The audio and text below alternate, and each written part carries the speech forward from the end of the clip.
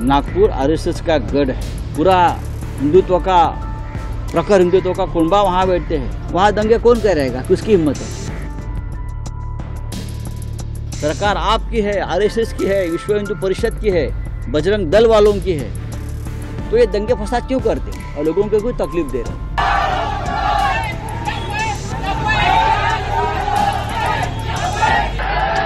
ये तो चल रहा है औरंगजेब के नाम से एक भय और डर पैदा कर रहे हैं। ये महाराष्ट्र को और देश को खत्म करने जा रहे हैं। ये एक नया पैटर्न है हिंदुओं को डराने का, हिंदुओं के ऊपर अपने लोगों से हमला करवाने का, फिर हिंदुओं को भड़काने का और दंगा में इसको लाना। औरंगजेब को लेकर महाराष्ट्र के नागपुर में बवाल हो गया। विश्व हिंदू परिषद द्वारा सोमवार की रात महल इलाके में औरंगजेब का पुतला फूंका गया।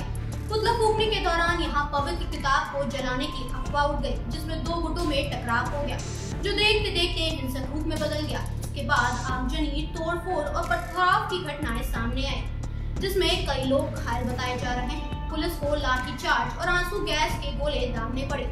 सोमवार की रात में हुए बवाल के बाद पुलिस ने कोई 50 से अधिक संदिग्ध आरोपियों को हिरासत में लिया है। हालांकि रात में 1.5 घंटे तक अफरा तफरी से भरे माहौल के बाद पुलिस ने स्थिति को कंट्रोल किया। मुख्यमंत्री देवेंद्र फडणवीस ने सभी लोगों से शांति बनाए रखने की अपील की। सनद रहेगी दक्षिणपंथी संगठन बॉलीवुड की छावा मूवी के रिलीज होने के बाद से ही औरंगजेब पर आक्रामक रूप बनाए हुए हैं। यहाँ तक कि औरंगजेब की मजार तक को तोड़ने के लिए आतुर है।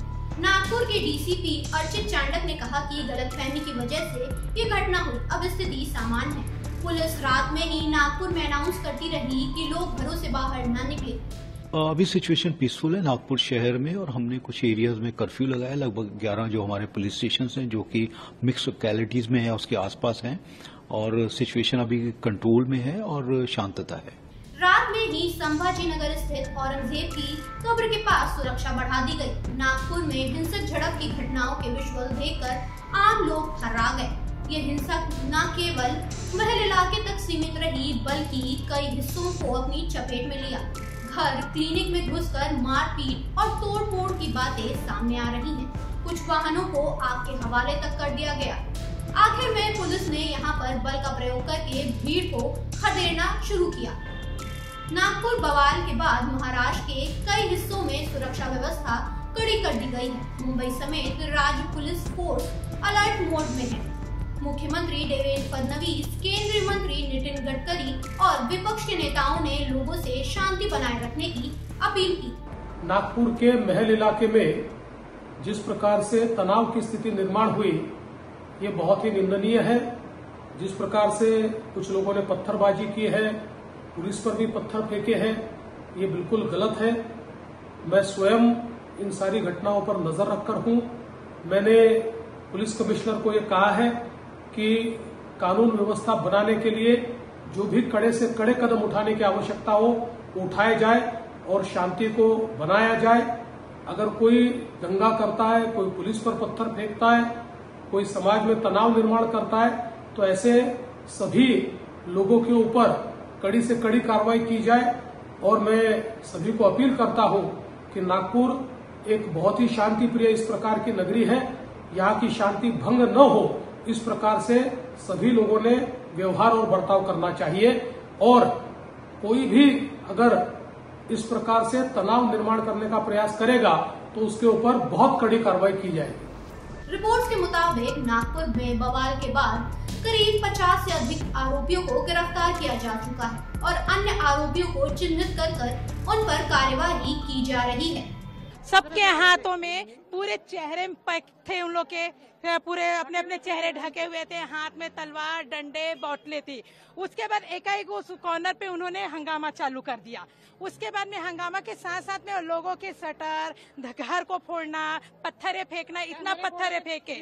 पत्थरों के साथ साथ में फिर लोग ना गाड़ियों को खींचकर फोड़ना चालू कर दिए हैं। उधर शिवसेना उद्धव ठाकरे गुट के नेता संजय राउत ने सत्तागढ़ पार्टी को निशाने पर लिया। संजय राउत ने कहा कि नागपुर में संघ का मुख्यालय, यहाँ पर मुख्यमंत्री देवेंद्र फडणवीस का विधानसभा क्षेत्र भी है, इसलिए यहाँ किसमें इतना साहस है कि कुछ कर सके। इस फसाद के लिए सत्तारूढ़ पार्टी पर ही उन्होंने निशाना साधा। नागपुर आरएसएस का गढ़ है।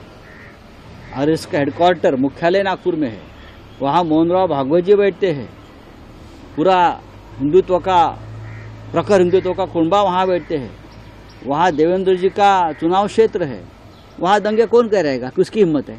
गृह मंत्री देवेंद्र फडणवीस जी है, मुख्यमंत्री देवेंद्र जी है। वहाँ भारतीय जनता पार्टी के प्रदेशाध्यक्ष बावनकुळे नागपुर से है और 4 मंत्री आसपास है। कोई हिम्मत कर सकता है? उनकी गैंग होगी, उनके लोग होंगे दंगा कराने वाले।